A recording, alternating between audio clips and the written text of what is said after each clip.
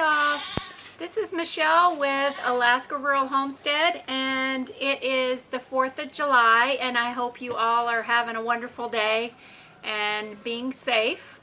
I just wanted to give you a little update on our high tunnel, and we are harvesting some of our squashes and zucchini for dinner for some of the guests that we are having over.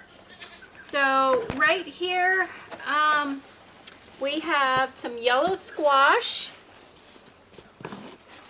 and this is almost like the perfect size.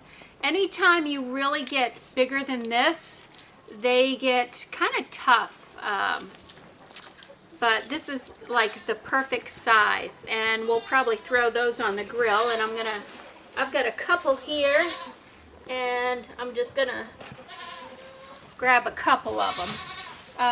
Now I just use a knife. You can twist them off, but I kind of prefer a knife. Now you can see here that I have straw in my high tunnel. Unfortunately, living in Alaska here,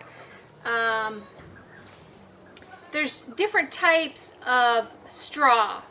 Well, I happen to get the straw with seeds in it because I have been so behind this year. Even though we have the COVID-19 going on, I have been so far behind, and so I pretty much got the second-hand hay or straw, and so I'm really hoping that the way I water and stuff, I don't have too much grass coming up, because I think this might be the barley or oats straw, and so I am gonna get a lot of oats in here. But as you can see, we have this this fencing in here because I have it cordoned off, because when the end of the season, and y'all, you know, I just love squash, and this is primarily all squash. I have a lot of pumpkins growing. I think I might have some cucumbers in here, and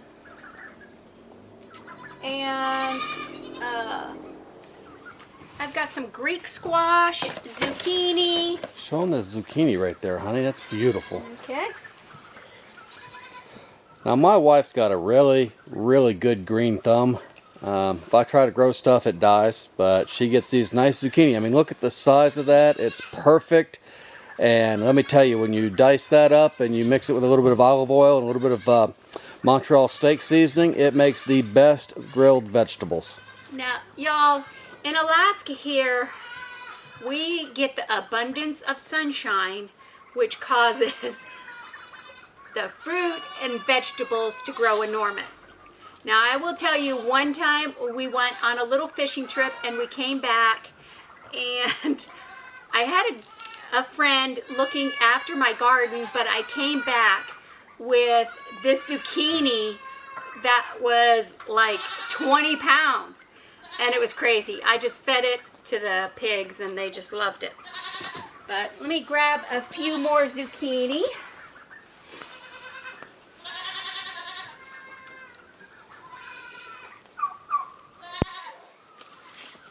And I don't know if you guys can hear in the background, the goats are just going nuts because it is time to milk. That and their chow hounds, they love their grain.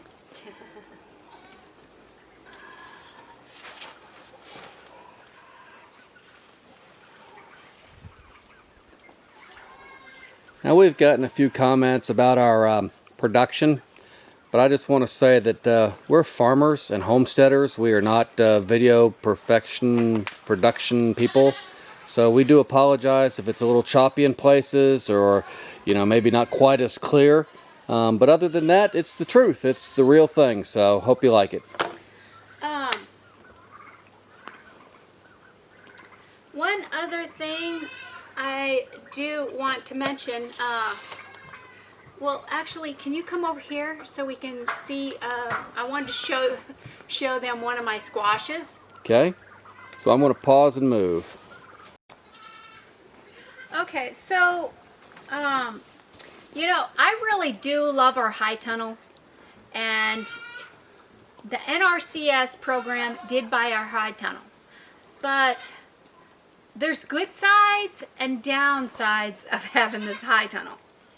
For one, when you have it closed up, it gets extremely hot in here. And when it's hot like that, guess what? The bugs really love it. So I recommend, if you get a high tunnel or you're kind of new to it, get a head start on pest management. Because the bugs like the heat and the moisture, and so definitely start early on your pest management. And I don't know, we'll show you, we also got some fans in here. I don't have them going right now, but and I really can't remember if the NRCS actually paid for those. No, honey, they did not. They didn't? And I will show you the fan here, so just kind of go with me as I pan up. There's one of the fans. There's 4 of these in here, and they're actually a high volume fan, believe it or not. And when this is on, it feels like you've got a 20-mile-an-hour wind in here, which really circulates the air and doesn't make it stagnant.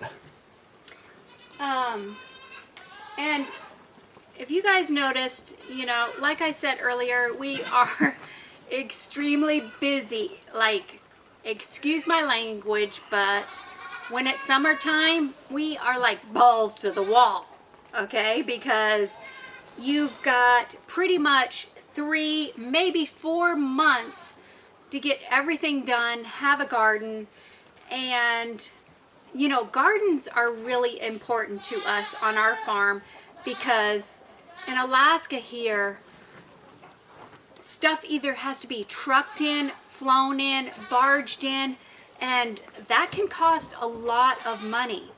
And food is fairly expensive here, so I definitely try to grow as much as I can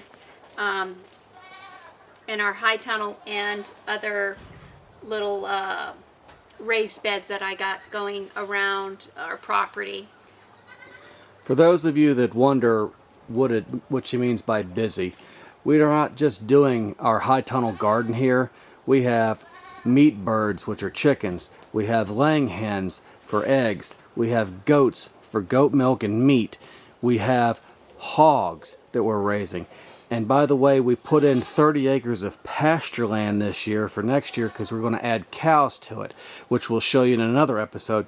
And this is all has to be done during the summer months because the ground's too cold to drive posts and stuff or do anything, any type of cultivating then, obviously. And in the spring, it's really rainy and wet and you can't. So that's what we wanted to explain about busy. So on that note, I still do have to get some straw down, but I'll show you what else I got here. Here is, I don't know if you guys can see, but this is one of my Greek squashes. I don't know if you guys can see. I've got some pumpkin going here. Okay, I think. Okay. Can you pull that leaf back for them so they could see, hon?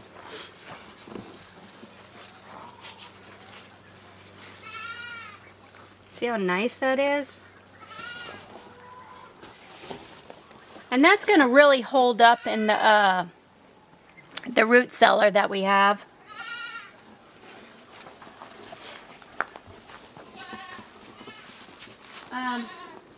Now you can see over here, I've got some more pumpkins going, and I train my vines to go up because that's another thing. With the pests, the more you have your vines up, the less you're going to have pests. The less pests you're going to have. Because you'll be able to control the pest a little bit more. And also, with them vining up, I can see what's actually under the leaves too and powder them as I need to. Here's some more Greek squashes. They are so beautiful. I've actually got quite a bit on just this little one plant. And I've got more little pumpkins behind here going. So it's awesome. I just, can't say enough. So we'll talk to you later and stay tuned for the next video. Stay tuned and don't forget to subscribe, you guys. Thank you.